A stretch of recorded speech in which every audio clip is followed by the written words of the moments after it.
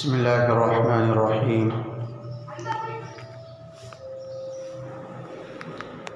نحمده ونصلي ونسلم على رسوله الكريم. أما بعد، فأعوذ بالله من الشيطان الرجيم. بسم الله الرحمن الرحيم. قل أمر ربي بالقسط وأقيموا وجوهكم عند كل مسجد وادعوه مخلصين له الدين كما بدأكم تعودون. وقال تعالى في مقام آخر: وأقيموا الصلاة وآتوا الزكاة واركعوا مع الراكعين. وقال النبي صلى الله عليه وسلم: لا ایمان لمن لا امانة له ولا صلاة لمن لا طهور له ولا دين لمن لا صلاة له وإنما موضع الصلاة من الدين كموضع الرأس من الجسد أو كما قال عليه الصلاة والسلام. صدق الله مولانا العظيم وصدق رسوله النبي الكريم ونحن على ذلك لمن الشاهدين والشاكرين والحمد لله رب العالمين. اللهم صل على سيدنا محمد وعلى آل سيدنا محمد وبارك وسلم. اللهم صل على سيدنا محمد وعلى آل سيدنا محمد وبارك وسلم. اللهم صل على سيدنا محمد وعلى آل سيدنا محمد وبارك وسلم. لائق صد احترام بزرگوں، عزیز ساتھیوں اور دوستوں، قرآن کریم کی جو آیات کریمہ آپ حضرات کے سامنے تلاوت کی گئی ہیں اور جناب رسول اللہ صلی اللہ علیہ وسلم کی جو مبارک حدیث آپ کے سامنے پڑھی گئی ہے، ان آیات اور روایات میں جناب رسول اللہ صلی اللہ علیہ وسلم نے اور اللہ تبارک و تعالی نے ایک ایسی چیز کی طرف ہم سب کو متوجہ کیا ہے اور ایسی چیز کا ہمیں حکم دیا ہے کہ جس سے آسمان سے آنے والی کوئی بھی شریعت، کوئی بھی دین خالی نہیں رہا ہے، وہ کسی بھی شکل میں رہا ہو، ادائیگی کے طریقے میں فرق ہو، ارکان اور واجبات میں فرق ہو، لیکن مجموعی طور پر تمام انبیاء علیہ السلام کی شریعت کے اندر یہ حکم پایا جاتا رہا ہے، اور وہ چیز ہے نماز۔ آدم علیہ السلام سے لے کر کے جناب رسول اللہ صلی اللہ علیہ وسلم تک کوئی بھی شریعت، کوئی بھی دین، کوئی بھی آسمانی مذہب ایسا نہیں آیا جس کے اندر اللہ تبارک و تعالی نے اس نبی کے ماننے والوں کو اس عبادت کا مکلف نہ بنایا ہو۔ جب ہم قرآن کریم کو پڑھتے ہیں تو یہ بات معلوم ہوتی ہے کہ جہاں پر اللہ تعالیٰ نے انبیاء علیہ السلام کے واقعات کو بیان فرمایا ہے تو ساتھ ساتھ اس بات کا بھی ذکر فرمایا ہے کہ ہم نے ان کے اوپر نماز کو فرض کر رکھا تھا۔ چنانچہ جہاں پر حضرت زکریہ علیہ السلام کا ذکر قرآن میں آتا ہے تو اللہ تعالیٰ فرماتے ہیں فَنَادَتْهُ الْمَلَائِكَةُ وَهُوَ قَائِمٌ يُصَلِّي فِي الْمِحْرَابِ، کہ فرشتوں نے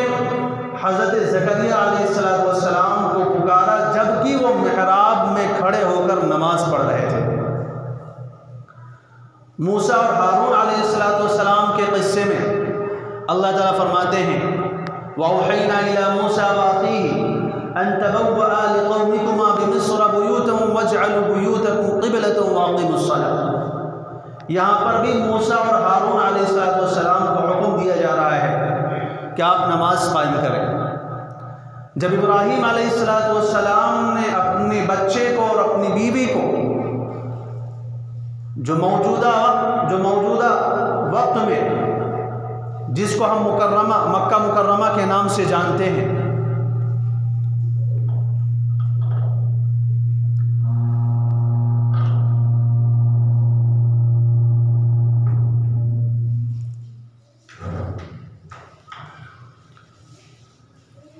جب ابراہیم علیہ السلام نے اپنے خاندان کو وہاں پر چھوڑا تو اللہ تعالیٰ سے دعا فرمائی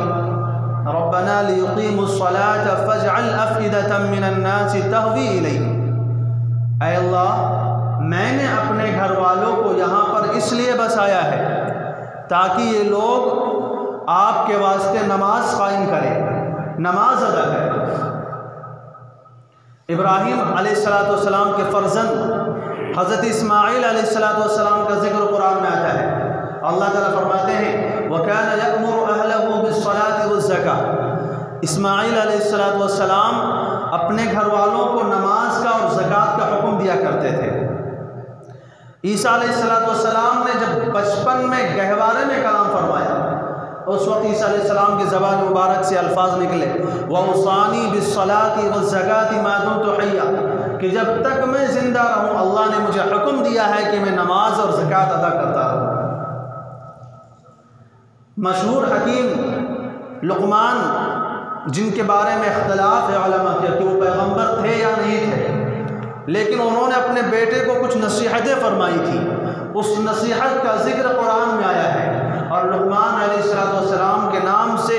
قرآن کریم میں ایک مکمل سورت بھی اتاری گئی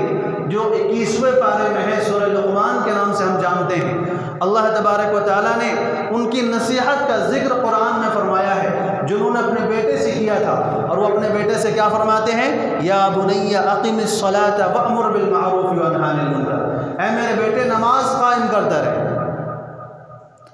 تو اس سے بات معلوم ہوئی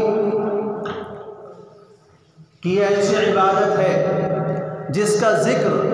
اور جس کا وجود تمام شریعتوں میں، تمام انبیاء علیہ السلام کے قانون میں اس کا وجود پایا جاتا رہا ہے، لیکن جس اہتمام کے ساتھ اور جس اہمیت کے ساتھ نماز کو شریعت اسلام میں رکھا گیا ہے اور نماز کو فرض کیا گیا ہے، وہ اہمیت دیگر شریعتوں میں نہیں تھی۔ چنانچہ جب ہم قرآن کریم کو کھولتے ہیں اور قرآن کریم کو جب ہم پڑھتے ہیں تو ہمیں یہ بات معلوم ہوتی ہے کہ اللہ تبارک و تعالیٰ نے قرآن کریم میں تقریباً 109 مقامات پر صراحت کے ساتھ نماز کا حکم دیا ہے، اور تقریباً 700 مقامات پر اشارے اور کنائے میں نماز کا حکم دیا ہے۔ تو اللہ تبارک و تعالیٰ قرآن کریم جیسی کتاب میں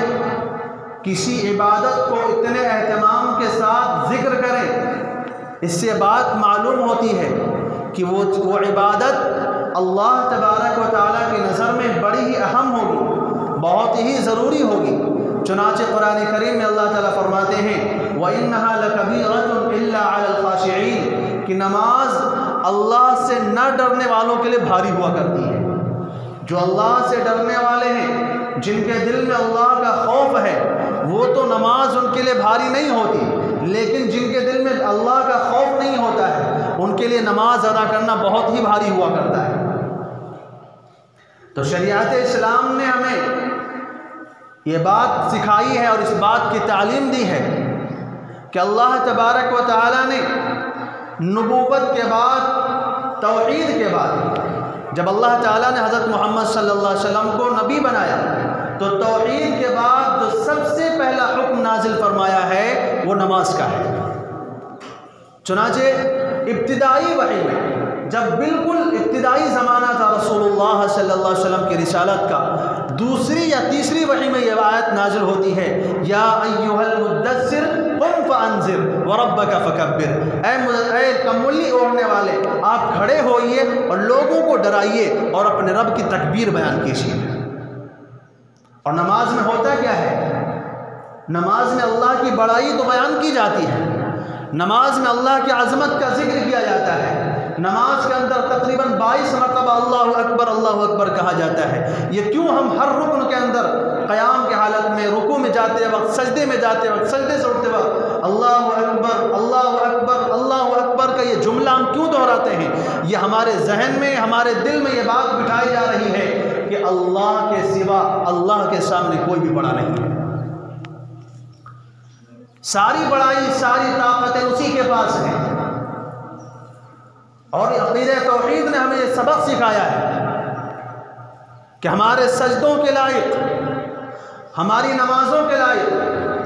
ہمارے نظر و نیاز کے لائق اللہ کی ذات ہے۔ اللہ کے علاوہ کسی اور کے سامنے سجدہ کرنا جائز نہیں ہے، اللہ کے علاوہ کسی اور کے سامنے ہاتھ پھیلانا جائز نہیں ہے، اللہ کے علاوہ کسی اور کو اپنا مشکل کشا، حاجت روا سمجھنا جائز نہیں ہے، وہ کوئی بھی ہو،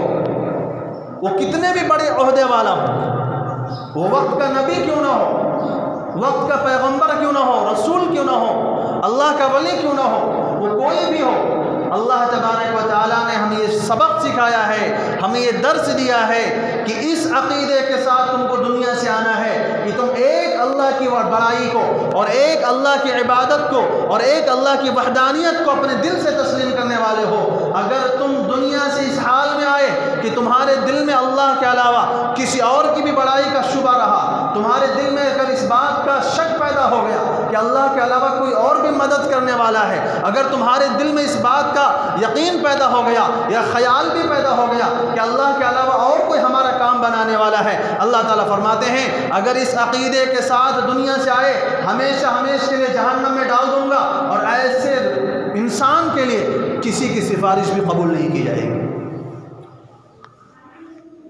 نہ کسی نبی کی سفارش، نہ کسی ولی کی سفارش، نہ کسی عام انسان کی سفارش، نہ کسی عالم کی، نہ جاہل کی۔ جو بندہ شرک کے ساتھ دنیا سے جائے،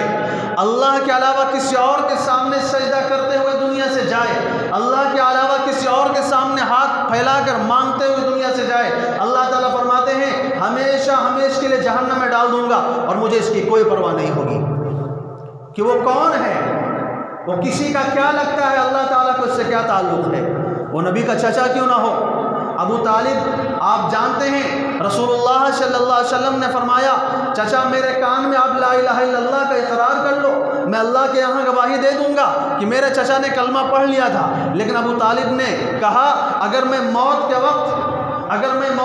کلمے کا اقرار کر لیتا ہوں، میں جانتا ہوں تیرا دین دنیا کے اندر تمام دینوں میں سب سے افضل دین ہے، تیری لائی ہوئی شریعت، تیرا لایا ہوا طریقہ، یہ تیرا قانون دنیا کے اندر سب طریقوں میں اور سب قوانین میں سب سے بہترین ترین ہے، لیکن پھر بھی اگر میں موت کے وقت یہ کلمے کا اقرار کر لیتا ہوں تو ابو طالب کہتے ہیں کہ لوگ کہیں گے کہ ابو طالب نے موت کے ڈر سے کلمہ پڑھ لیا اس لیے میں کلمہ نہیں پڑھتا ہوں۔ تو رسول اللہ صلی اللہ علیہ وسلم کا چچا ہونے کے باوجود، رسول اللہ صلی اللہ علیہ وسلم کا قریبی ہونے کے باوجود، ان کو رسول اللہ صلی اللہ علیہ وسلم کی جو ہے کوئی بھی چیز کام نہ آئی اور وہ ہمیشہ ہمیشہ کے لیے جہنم چلے گئے۔ تو اللہ تعالیٰ کے ہاں رشتہ داریاں نہیں چلتی، اللہ تعالیٰ کے ہاں نسب نہیں چلتا، خاندان نہیں چلتا۔ آپ نے سنا ہوگا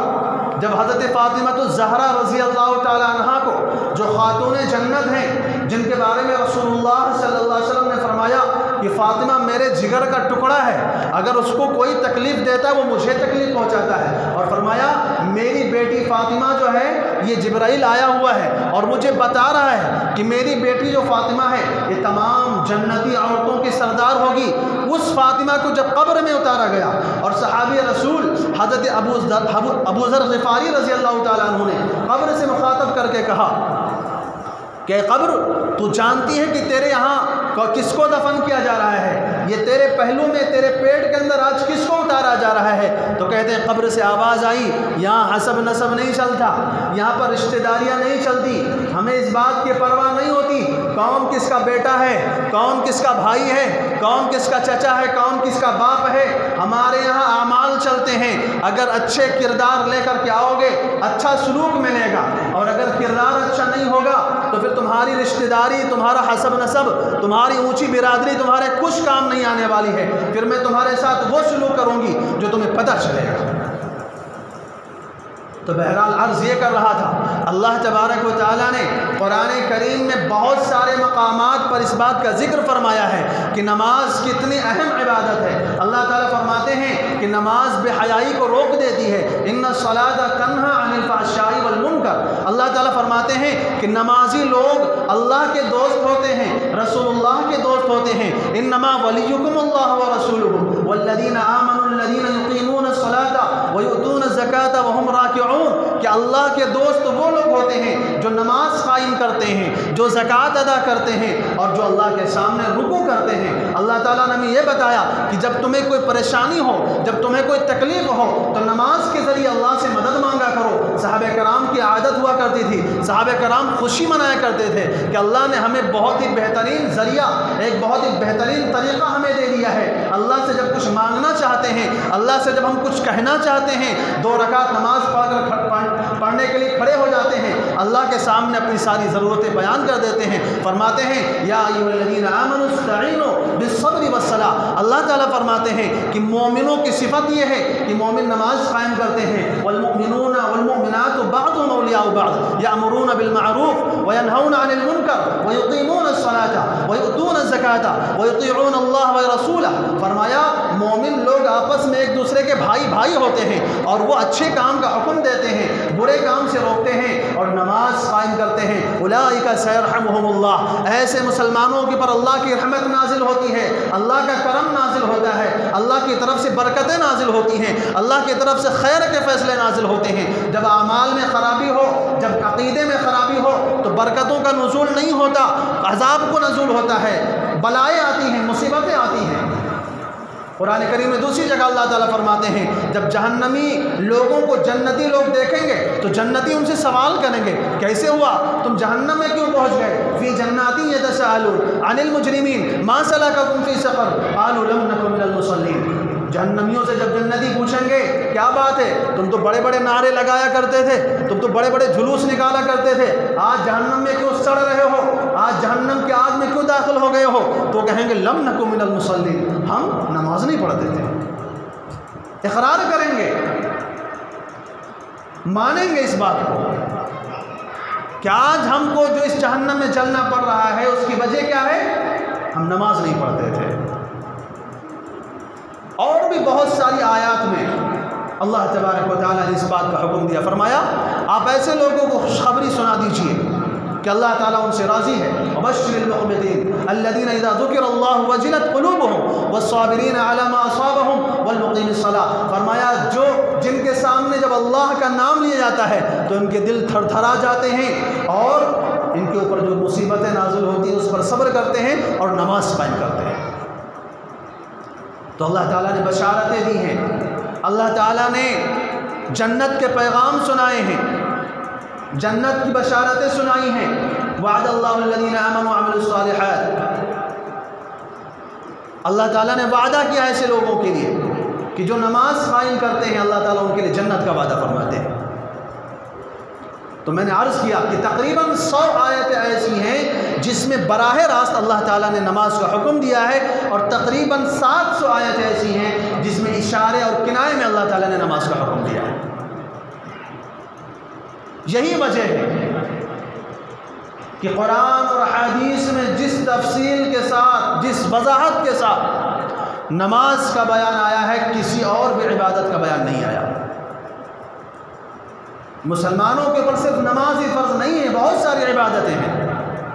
لیکن جس تفصیل کے ساتھ نماز کا حکم اللہ تعالیٰ نے بیان فرمایا ہے، کسی اور عبادت کا حکم اللہ نے قرآن میں بیان نہیں فرمایا۔ آپ جانتے ہیں نماز کے لیے کپڑے کا پاک ہونا ضروری ہے، اللہ تعالیٰ فرماتے ہیں وَثِيَابَكَ فَطَهِّرْ، کپڑوں کو پاک رکھو۔ آپ جانتے ہیں نماز کے لیے وضو ہونا ضروری ہے، اگر ناپاک ہے تو پاکی حاصل کرنا ضروری ہے، اگر پانی نہیں ہے تو تیمم کرنا ضروری ہے۔ اللہ تعالیٰ فرماتے ہیں یا ایھا الذین آمنوا اذا قمتم الى الصلاة فاغسلوا وجوہکم وایدیکم الى المرافق وامسحوا برؤوسکم وارجلکم الى الکعبین۔ اللہ تعالیٰ اب ہم جانتے ہیں کہ اگر نماز کے لیے جو چیزیں، نماز میں سجدہ ضروری ہے، نماز میں رکوع ضروری ہے، نماز میں قرآن کا پڑھنا ضروری ہے، نماز میں قیام ضروری ہے، قرآن کریم میں ان ساری چیزوں کا ذکر ہے۔ واسجدوا للہ واعبدوا وارکعوا مع الراکعین قوموا للہ قانتین فاقرؤوا ما تیسر من القرآن۔ اللہ تعالیٰ نے ایک ایک حکم کو اللہ تعالیٰ نے نماز کا قرآن میں ذکر فرمایا ہے، اس کی اہمیت کو واضح کرنے کے لیے، اس کی اہمیت کو بتانے کے لیے۔ یہی وجہ ہے آپ دیکھتے ہیں دوسری عبادتوں میں اور نماز میں فرق ہے۔ وہ فرق کیا ہے؟ اللہ تعالیٰ نے روزے کو فرض قرار دیا، لیکن روزہ فرض کب ہے؟ ہر حالت میں فرض نہیں ہے، ہر وقت فرض نہیں ہے، بس سال میں صرف ایک مہینہ فرض ہے، وہ بھی مخصوص لوگوں کے لیے۔ بیمار ہے تو اللہ تعالیٰ کہتے بعد میں رکھ لینا، حیض و نفاس والی عورت ہے اس کے اوپر روزہ فرض نہیں، کہتے بعد میں رکھ لینا، آدمی سفر میں ہے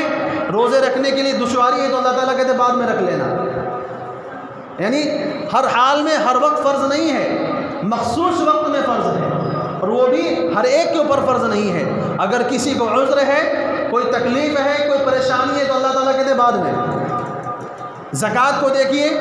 زکوٰۃ کو مسلمانوں پر فرض کیا گیا، لیکن ہر مسلمان پر زکوٰۃ فرض نہیں ہے۔ فرمایا جس کے پاس نصاب کے برابر مال موجود ہو اس کے اوپر زکوٰۃ فرض ہے، اور صرف مال موجود ہونا کافی نہیں ہے، مال پر سال بھی گزر جائے اور اس کے علاوہ اس کے اوپر قرض نہ ہو، اگر اس کے اوپر قرض ہے اور وہ قرض کی رقم جب ادا کرتا ہے تو اس کے پاس اتنا پیسہ نہیں بچتا ہے جو زکوٰۃ کو واجب کرے، تو فرمایا اس صورت میں بھی زکوٰۃ فرض نہیں ہے۔ حج کو آپ دیکھ لیجئے، زندگی میں ایک مرتبہ فرض ہے، پوری زندگی میں صرف ایک مرتبہ، وہ بھی جب اتنا پیسہ ہو آپ کے پاس کہ آپ وہاں جا سکتے ہو اور واپس آ سکتے ہو، راستے کا امن بھی ہو، اہل و عیال کا خرچہ بھی دے کر کے جائیں، تب حج فرض ہوتا ہے، ویسے حج فرض نہیں ہے۔ لیکن آپ نماز کو دیکھ لیجئے، ہر حال میں فرض ہے، ہر وقت فرض ہے، کسی بھی حالت میں ہو، جوان ہو، بوڑھا ہو، مرد ہو، عورت ہو، تندرست ہو، بیمار ہو، کیسا بھی ہو، انسان کی کوئی بھی حالت ہو، امیر ہو، غریب ہو، بادشاہ ہو، فقیر ہو، نبی ہو، عام انسان ہو، عالم ہو، جاہل ہو، کوئی بھی ہو، کسی بھی حال میں بھی ہو، صحت مند ہو تب بھی نماز فرض، بیمار ہو تب بھی نماز فرض۔ اگر کھڑے ہو کر نہیں پڑھتا کہتے ہیں بیٹھ کر پڑھ لے، بیٹھ کے نہیں پڑھ سکتا ہے لیٹ کر پڑھ لے، جب تک ہوش حواس باقی ہیں، جب تک انسان بے ہوش نہیں ہو جاتا ہے اور انسان کی عقل کام کر رہی ہے۔ فرمایا اگر بیٹھ کے نہیں پڑھ سکتا لیٹ کر کے پڑھے، اگر لیٹ کر نہیں پڑھ سکتا ہے تو اشارے سے پڑھ لے۔ فرمایا اگر کپڑے نہیں ہیں تو ننگا ہی پڑھ لے، اگر کپڑے نہیں ہیں تو ننگا ہی پڑھ لے، اگر پانی نہیں ہے تو ناپاک ہی پڑھ لے، مٹی نہیں ہے تو بغیر تیمم کے ہی پڑھ لے، لیکن ہر حال میں نماز کا پڑھنا ضروری ہے۔ اس کے برخلاف آپ دوسری عبادتوں کو دیکھیے، حج ہے اس کا ایک مخصوص مقام ہے، مخصوص وقت ہے، اسی مخصوص مقام میں رہ کر کے حج ادا ہوگا۔ حج کہاں ادا ہوتا ہے؟ مکہ میں۔ اب اگر کوئی جائے مدینے میں حج کرے حج ادا نہیں ہوگا، اگر کوئی اور کہیں جگہ جا کر کے حج ادا کرے حج ادا نہیں ہوگا۔ 9 ذی الحجہ کو عرفات میں پہنچنا ضروری ہوتا ہے۔ اب 9 ذی الحجہ کو کوئی پورا دن طواف کر رہا ہے خانہ کعبہ کا، عرفات نہیں جا رہا ہے، عرفات نہیں پہنچ رہا ہے، پورا دن وہ نوافل پڑھتا رہے، روزہ رکھتا رہے، طواف کرتا رہے، حج ادا نہیں ہوگا۔ یہی حال دیگر عبادتوں کا ہے، لیکن نماز کا یہ حال ہے، نماز کا یہ عالم ہے، کوئی بھی حالت ہو، کیسی بھی حالت ہو، بلکہ اللہ تعالیٰ نے جو نماز کے لیے شرائط لگائی ہیں وہ شرائط بھی ختم کر دیتے ہیں اگر انسان کے اندر پائے نہ جاتے ہو۔ جیسے میں نے بتایا کپڑا نہیں ہے تو فرماتے ہیں ننگے ہی پڑھ لو، کھڑے ہو کے نہیں پڑھ، کھڑے ہونا فرض ہے نماز میں، لیکن کھڑے ہو کر نہیں پڑھ سکتے تو بیٹھ کے پڑھ لو، بیٹھ کے نہیں پڑھ سکتے لیٹ کے پڑھ لو، لیٹ کے نہیں پڑھ سکتے تو اشارے سے پڑھ لو، لیکن پڑھنا ضروری ہے نا۔ کوئی بھی حالت ہو، کیسی بھی تکلیف کا عالم ہو، بیماری کا عالم ہو، بستر موت پر انسان پڑا ہو، لیکن نماز ساقط نہیں ہوتی ہے۔ روزہ ساقط ہو جاتا ہے، زکوٰۃ ساقط ہو جاتی ہے، حج مؤخر ہو جاتا ہے، تمام عبادتیں پیچھے ڈال دی جاتی ہیں، لیکن نماز کو کسی بھی حال میں، کسی بھی وقت میں، کسی بھی حالت میں اللہ تعالیٰ اس کو موقوف نہیں کرتے۔ جب تک تمہارے ہوش حواس قائم ہیں، جب تک تمہارا دماغ چل رہا ہے، تمہاری سانسیں چل رہی ہیں، اللہ تعالیٰ کہتے ہیں اگر نماز کا وقت آ جائے تو پڑھنا ضروری ہو جاتا ہے۔ رسول اللہ صلی اللہ علیہ وسلم نے اسی بات کو حکم فرمایا جو میں نے خطبے میں حدیث آپ حضرات کے سامنے پڑھا۔ رسول اللہ صلی اللہ علیہ وسلم فرماتے ہیں لا ایمان لمن لا امانت لہ، جس کے اندر ایمان امانت داری نہیں اس کا ایمان معتبر نہیں ہوتا، ولا صلاۃ لمن لا وضوء لہ، اور جس کا وضو نہیں ہوتا اس کی نماز نہیں ہوتی، اور فرمایا ولا دین لمن لا صلاۃ لہ، اور جس کی نماز نہیں اس کا دین بھی نہیں ہوتا۔ جس کی نماز نہیں اس کے ایمان کا اعتبار نہیں ہے، اس کے دینداری کا اعتبار نہیں ہے، اس کی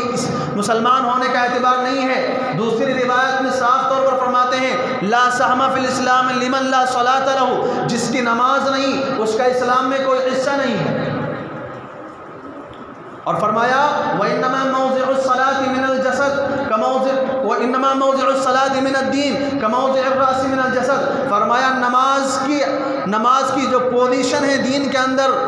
اور نماز کی جو حالت ہے دین کے اندر، وہ وہی ہے جو جسم کے اندر سر کی حالت ہوتی ہے۔ اگر سر کاٹ دیا جائے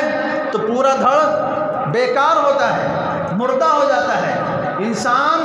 مر کر کے ختم ہو جاتا ہے۔ بالکل یہی ہمیں بتایا گیا، جس کی نماز کاٹ دی گئی، نماز ختم کر دی گئی، گویا کہ اس نے اسلام کے دھڑ کو الگ کر دیا ہے سر سے، اسلام اس کا ختم ہو جاتا ہے دھیرے دھیرے۔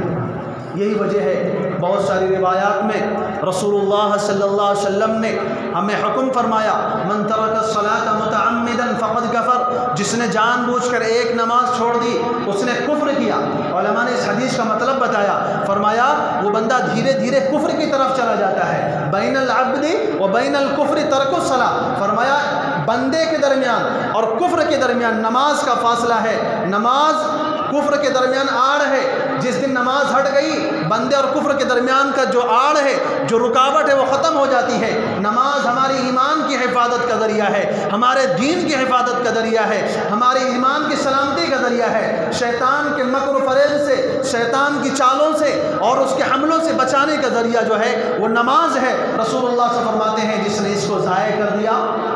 اس کا دین بھی چلا جاتا ہے، اس کا ایمان بھی نکل جاتا ہے۔ اسی لیے دوسری روایت میں صاف طور پر فرمایا الصلاۃ عماد الدین فمن اقامها اقام الدین ومن هدمها هدم الدین، نمازیں دین کا ستون ہوتی ہیں۔ جس طرح یہ بلڈنگ، یہ چھت بغیر ستون کے اور بغیر سہارے کے، بغیر دیوار کے ٹھہر نہیں سکتی، فرمایا بالکل یہی حالت نمازوں کا ہے۔ نمازوں کے بغیر دین باقی نہیں رہ سکتا، نمازوں کے بغیر دین کی عمارت قائم نہیں رہ سکتی۔ انسان گر جاتا ہے، اس کی ایمان کی عمارت جو ہے گر جاتی ہے۔ تو یہ احادیث کے اندر جو اتنی اہمیت دی گئی ہے اور احادیث کے اندر اتنی تاکید جو کی گئی ہے، اس کی وجہ کیا ہے، اس کا سبب کیا ہے کہ اللہ کی نظر میں اس کی اہمیت بہت ہی زیادہ ہے۔ اسی لیے میں نے عرض کیا کہ اور عبادتوں کو فرمایا کہ مخصوص وقت میں فرض ہیں، مخصوص جگہوں میں فرض ہیں، اور دین اور دھرم میں جب آپ دیکھیں گے تو مسجد ہی میں ان کے جو عبادت خانے ہیں، مندر ہے یا گرودوارا ہے یا کنیسہ ہے، وہیں جا کر کے عبادت کرنا ضروری ہوتا ہے۔ مسلمان کے لیے تو مسجد ہونا بھی ضروری نہیں ہے، ہوا میں اڑ رہا ہے وہاں پر بھی عبادت کرے، سمندر میں جا رہا ہے وہاں پر بھی عبادت کرے، سواری پر سوار ہے وہاں پر بھی عبادت کرے، امن کی حالت میں تب بھی نماز فرض،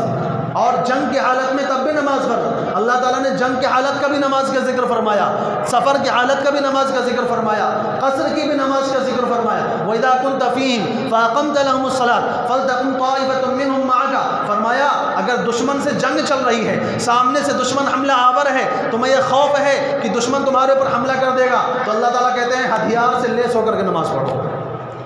ہتھیار بدن پہ لگا کر کے نماز پڑھو، لیکن پڑھنا ضروری ہے۔ تو یہ حالت ہے ہماری نماز کی۔ اور مذاہب کے اندر تو ان کے جو سربراہ ہوتے ہیں، وہ جو ان کے پادری ہوتے ہیں یا پنڈت ہوتے ہیں، ان کو بھی خوش کرنا ضروری ہوتا ہے۔ مسلمان کے لیے تو مسجد کے امام کو بھی خوش کرنا ضروری نہیں، اگر خود اس کے اندر صلاحیت ہے تو خود بھی امام بن سکتا ہے۔ اگر شرائط پائی جاتے ہیں، اگر اس کو نماز کے واجبات اور فرائض کا علم ہے، اگر وہ نماز کو اچھے انداز میں ادا کر سکتا ہے، خود بھی امام بن سکتا ہے، اس کو کسی کے محتاج بننے کی بھی ضرورت نہیں ہے۔ یہ کیوں اللہ تعالیٰ نے اتنی آسانیاں رکھی ہیں؟ اس کی اہمیت کو دکھانے کے لیے، بتانے کے لیے۔ لیکن فرمایا یہ جبھی ہو جب انسان کے اندر اس بات کا صلاحیت بھی موجود ہو۔ فرماتے ہیں ایک صاحب کا واقعہ ہے، ایک عالم دین اپنا واقعہ بیان فرماتے ہیں کہ میں باہر کے ملک میں گیا اور وہاں جا کر کے ایک صاحب کی پیچھے نماز پڑھی۔ اب نماز پڑھی تو وہ امام صاحب جو تھے پینٹ شرٹ میں ملبوس، داڑھی چہرے سے صاف، خیر نماز ان کے پیچھے پڑھ لی۔ نماز کے آخر میں انہوں نے سجدے سہو کر لیا۔ اب مجھے حیرانگی ہو رہی ہے کہ نماز میں کوئی غلطی بھی نہیں ہوئی ہے، کوئی ایسا قصور بھی نہیں ہوا، کوئی ایسا عمل بھی نہیں ہوا جس کی وجہ سے سجدے سہو واجب ہوتا ہو، لیکن پھر بھی سجدے سہو کیا ہے۔ کیا وجہ ہے؟ کہتے ہیں میں نے نماز کے بعد جا کر کے پوچھا، حضرت سجدے سہو کرنے کی بظاہر کوئی وجہ تو معلوم نہیں ہو رہی ہے، آپ نے یہ سجدے سہو کیوں کیا؟ تو فرماتے ہیں اصل میں بات یہ تھی کہ نماز میں میری ریح خارج ہو گئی تھی، اس لیے میں نے سجدے سہو کر لیا۔ تو ایسا نہ ہو کہ نماز کے فرائض کا بھی پتہ نہ ہو، یہ بھی نہ معلوم ہو کہ نماز کن چیزوں سے ٹوٹ جاتی ہے، لیکن اگر اللہ نے صلاحیت دی ہے، اللہ نے اتنا علم دیا ہے، آپ کو علم ہے تو آپ خود بھی امام بن سکتے ہیں۔ اور رسول اللہ صلی اللہ علیہ وسلم نے بڑی سختی کے ساتھ، تاکید کے ساتھ منع فرمایا ہے اور حکم دیا ہے کہ نمازوں کو ضائع کرنے سے بچو۔ چنانچہ حضرت عبداللہ بن مسعود رضی اللہ تعالیٰ عنہ کی روایت ہے، فرماتے ہیں اوصانی خلیلی علیہ الصلوۃ والسلام، مجھے میرے دوست جناب محمد رسول اللہ صلی اللہ علیہ وسلم نے حکم دیا ہے اللہ تشرک باللہ وان قتلت وحرقت، کہ تم اللہ کے ساتھ کسی کو شریک مت ٹھہرانا، اگرچہ تمہارے بدن کے ٹکڑے ٹکڑے کر دیے جائیں یا تم کو آگ میں جلا کر ختم کر دیا جائے، راکھ بنا دیا جائے، لیکن کسی بھی حال میں تم اللہ کے ساتھ کسی اور کو معبود مت ماننا، اللہ کے علاوہ کسی اور کو مشکل کشا مت سمجھنا۔ اور فرمایا وَلَا تَتْرُكِ الصَّلَاةَ الْمَكْتُوبَةَ، اور نماز مکتوبہ کو، فرض نماز کو کبھی بھی مت چھوڑنا۔ فرمایا صحابہ کرام کا یہ عالم تھا کہ فرض نماز کی جماعت بھی کبھی ان کی قضا نہیں ہوتی تھی، تو فرمایا نماز مت چھوڑنا ورنہ اللہ کا ذمہ فقط سقط بری ذمت اللہ، ورنہ اگر نماز چھوڑ دو گے تو اللہ کی ذمہ داری ختم ہو جاتی ہے، اللہ نے جو تمہارا ذمہ لیا ہوتا ہے وہ ساقط ہو جاتا ہے۔ چنانچہ حضرت عبداللہ بن عباس رضی اللہ تعالیٰ فرماتے ہیں، ان کے بارے میں خود ایک واقعہ آتا ہے کہ آخری وقت میں، آخری عمر میں ان کی آنکھوں کی روشنی چلی گئی، بینائی چلی گئی۔ ڈاکٹروں نے کہا آپ کا علاج ہو سکتا ہے، آپ صحت یاب ہو سکتے ہیں، آپ کی آنکھیں درست ہو سکتی ہیں، لیکن اس کے لیے یہ ہوگا کہ آپ کو چند دن سجدہ کرنے سے رکنا پڑے گا۔ جب آپ سجدے میں جاتے ہیں تو آنکھوں پر بوجھ پڑتا ہے، زور پڑتا ہے، اس لیے آپ کی آنکھوں کی بینائی درست ہو سکتی ہے، لیکن کچھ دنوں تک آپ کو سجدہ نہیں کرنا ہوگا۔ تو حضرت عبداللہ بن عباس رضی اللہ عنہ فرماتے ہیں مجھے ایسی زندگی کا کوئی فائدہ نہیں، ایسی آنکھوں کی کوئی ضرورت نہیں جو مجھے نماز سے روک دے۔ میں نے رسول اللہ صلی اللہ علیہ وسلم کو فرماتے ہوئے سنا ہے جو نماز کے بغیر اللہ تعالیٰ کے دربار میں حاضر ہوگا، اللہ تعالیٰ اس سے غصے کی حالت میں ملاقات کرے گا، اللہ تعالیٰ اس سے ناراض ہونے کی حالت میں ملاقات کریں گے۔ اور حضرت عبداللہ بن عمر رضی اللہ تعالیٰ فرماتے ہیں میں نے صحابہ کرام کو دیکھا کہ صحابہ کرام بازاروں میں بیٹھے ہوتے تھے، دکانیں کھول رہے ہیں اور گراہک آ رہے ہیں، سامان تول کر کے دے رہے ہیں، اسی دوران اذان کی آواز آتی ہے، فوراً دکانوں کو بند کر کے جو جہاں ہوتا تھا وہیں چھوڑ کر کے آ جاتا تھا۔ فرمایا ایک صحابی ایسے تھے لوہاری کا کام کرتے تھے، لوہے کے ہتھیار اوزار بناتے تھے، فرمایا ان کا یہ عالم تھا کہ اگر بھی ہتھوڑا اٹھا کر کے سر پہ اٹھایا ہوا ہے اور اسی وقت اذان ہو جاتی وہیں سے ہتھوڑا نیچے رکھ دیتے تھے اور نماز کے لیے آ جایا کرتے تھے۔ ایک صحابی تھے جو پرچون کی دکان رکھتے تھے، راشن کی دکان رکھتے تھے، ان کا یہ عالم تھا کہ ابھی سامان ترازو میں تول رہے ہوتے تھے، اسی وقت اذان کی آواز آتی تھی، فوراً وہ ترازو کو اسی حال میں چھوڑ کر کے نماز کے لیے نکل جایا کرتے تھے۔ قرآن کریم کی آیت نازل ہوئی رجال لا تلہیہم تجارۃ ولا بیع عن ذکر اللہ واقام الصلاۃ وایتاء الزکاۃ، یہ اللہ کے ایسے نیک بندے ہیں ان کو نہ تجارت اللہ کی یاد سے روکتی ہے، نہ کاروبار اللہ کی یاد سے روکتا ہے، نہ ان کی دکان، نہ ان کی ملازمت، نہ ان کا پیشہ، نہ ان کا گھر بار، نہ ان کا باغ، نہ ان کا کھیت کھلیان، کوئی بھی چیز ان کو اللہ کی یاد سے نہیں روکتا، نماز سے نہیں روکتا۔ کیوں؟ یخافون یوما تتقلب فیہ القلوب والابصار، ان کے دل میں اللہ کا خوف ہے، اس دن کا خوف ہے جس دن آنکھیں پلٹ جائیں گی، جس دن خوف کے عالم میں انسانوں کی آنکھیں پتھرا جائیں گی، پلکیں بھی بھانجنے کی انسان کے اندر ہمت نہیں ہوگی، اس دن کے خوف سے لوگ ڈرتے ہیں، اس لیے نماز پڑھتے ہیں۔ آج ہم نماز نہیں پڑھتے ہیں تو اس وجہ سے کہ ہمارے دل میں اللہ کا خوف نہیں ہے، ہمارے دل میں اللہ کے حضور میں پیشی کا ڈر نہیں ہے، ہمیں اس بات کا احساس نہیں ہے کہ کل ہم کو اللہ کے سامنے پیش ہونا ہے۔ ورنہ کیا قرآن کی آیتیں ہم نہیں سنتے، کیا احادیث ہم نہیں سنتے، کیا بیانات ہم نہیں سنتے، لیکن ہمارے دماغ پر، ہمارے دل پہ کوئی فرق کیوں نہیں پڑتا؟ وجہ یہی ہے کہ جس کے دل میں اللہ کا خوف نہیں ہے اس کو کسی بھی چیز کی پرواہ نہیں ہوتی ہے، اس کو کسی بھی چیز کا غم نہیں ہوتا ہے، خوف ڈر نہیں ہوتا ہے۔ حالانکہ نمازیوں کے بارے میں اللہ تعالیٰ نے قرآن میں فرمایا ان الذین آمنوا وعملوا الصالحات واقاموا الصلاة وآتوا الزکاة لهم اجرهم عند ربهم،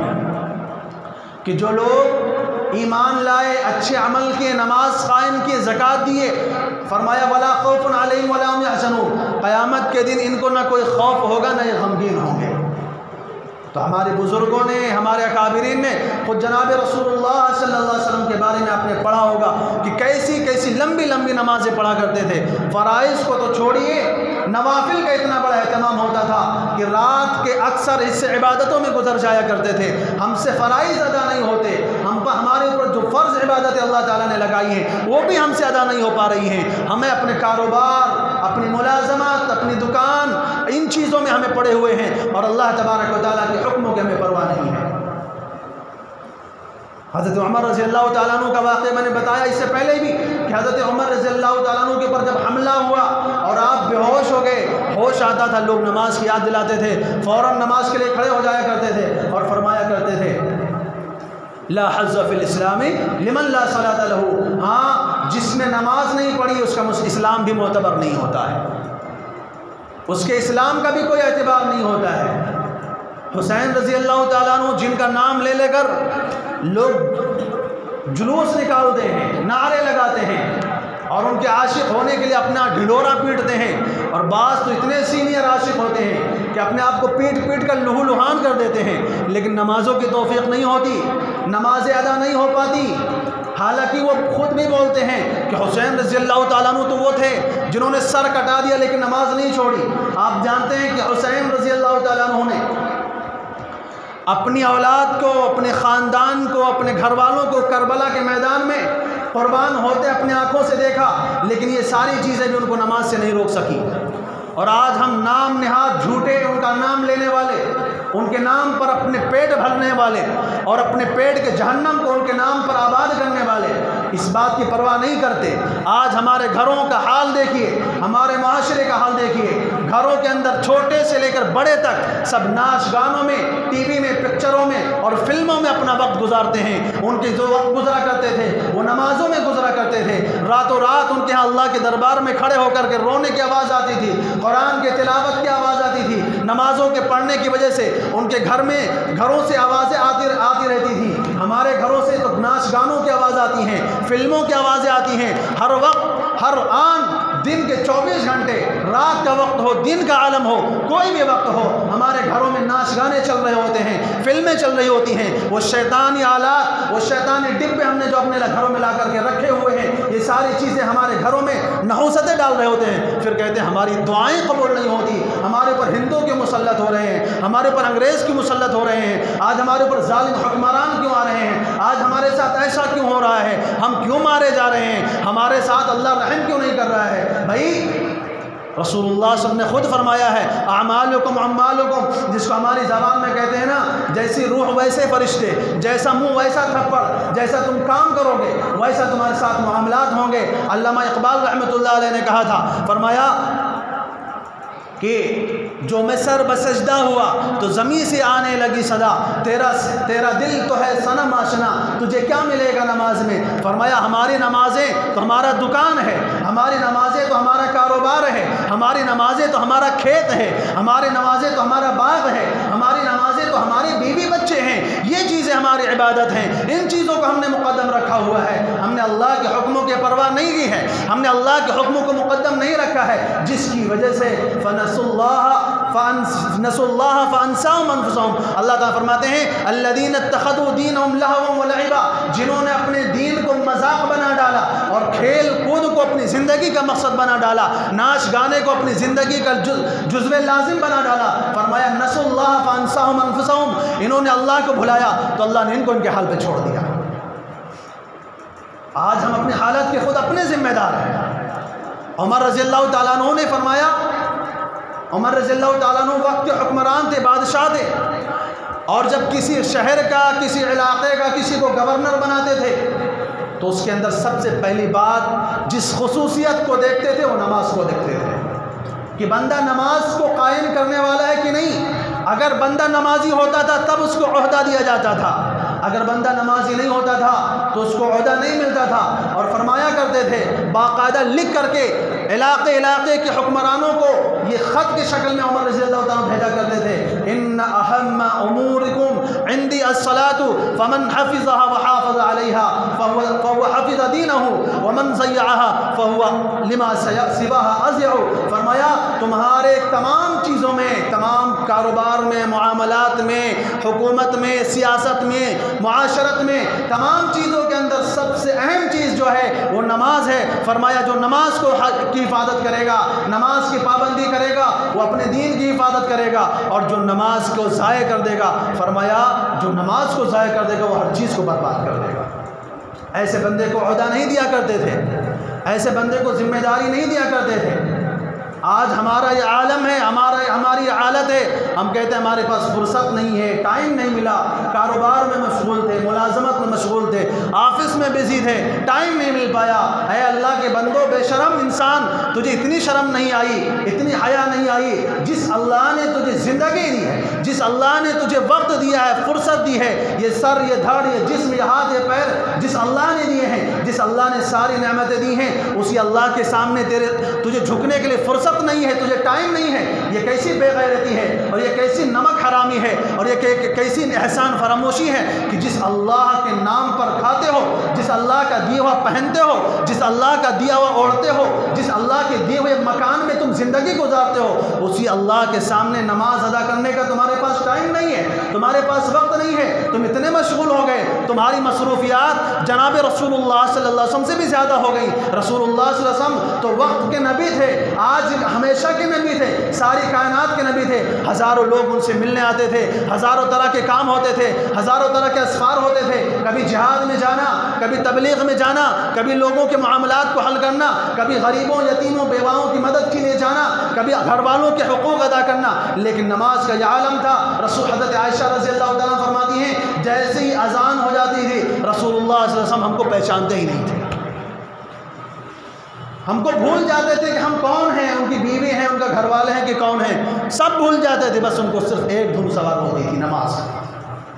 اللہ کی عبادت۔ اللہ تعالیٰ نے ہزاروں مخلوقات بنائی اور ہزاروں مخلوقات کو ہزاروں طرح کی عبادتیں دیں۔ کوئی قیام کی حالت میں ہے، کوئی قعود کی حالت میں ہے، کوئی رکوع کی حالت میں ہے۔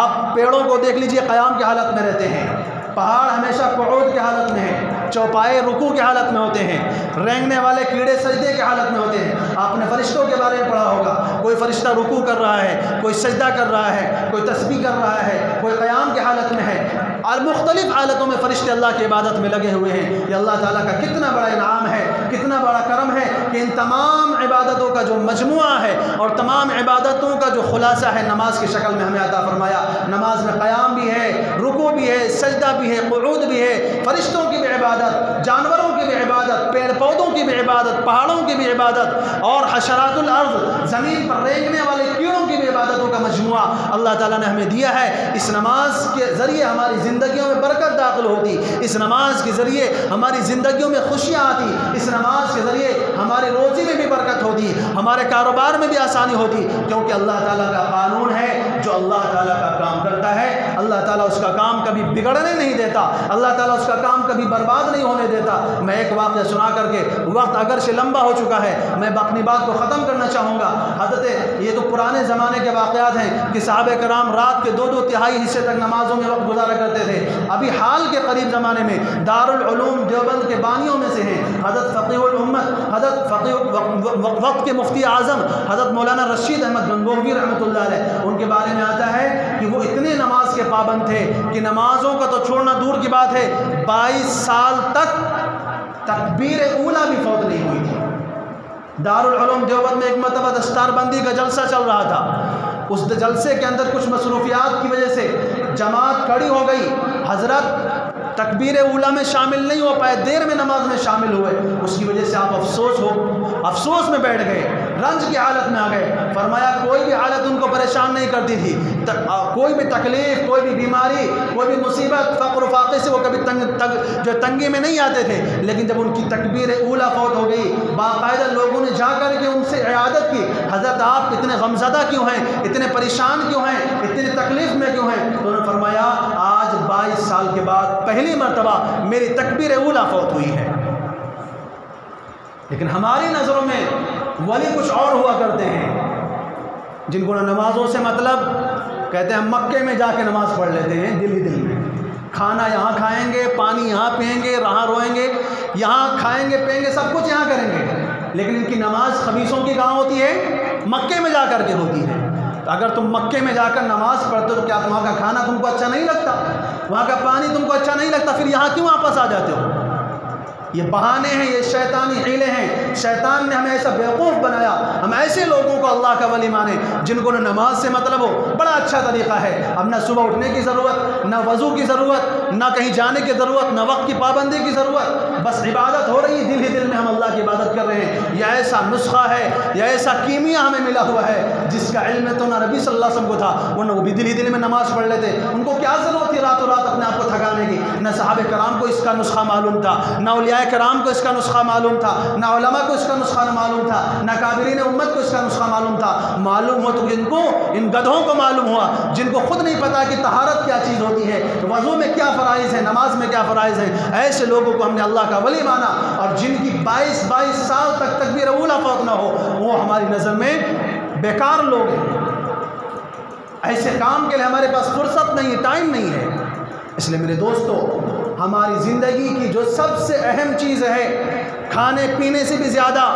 سونے جاگنے سے بھی زیادہ جو سب سے اہم چیز ہے وہ ہماری زندگی میں نماز ہے۔ اس بات کی پابندی کیجئے اور اس کا اہتمام کیجئے، اور آج اسی عہد کیجئے کہ زندگی میں جب تک اللہ تعالیٰ نے حیات کو مقدر رکھا ہے، جب تک ہم زندہ رہیں گے ایک بھی نماز کو ہم ضائع نہیں ہونے دیں گے، کیونکہ رسول اللہ صلی اللہ علیہ وسلم نے اپنے آخری الفاظ میں جو بات فرمائی تھی، جب آپ کا انتقال ہونے والا تھا، جب آپ دنیا سے جا رہے تھے، اور جب آپ کی زبان مبارک سے صحیح ڈھنگ سے الفاظ بھی ادا نہیں ہو پا رہے تھے، اس وقت جو جملہ فرمایا تھا وہ یہی فرمایا تھا، الصلاۃ